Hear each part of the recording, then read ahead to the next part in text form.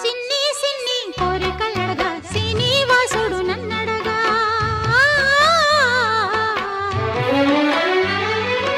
అన్నుల మిన్న అలమేల్ మంగై అతని సన్నిధి కొలువుంటా సిన్ని సిన్ని కోరికలడగా శ్రీనివాసుడు నన్నడగా అన్నుల మిన్న అలమేల్ మంగై అతని సన్నిధి కొలువుంటా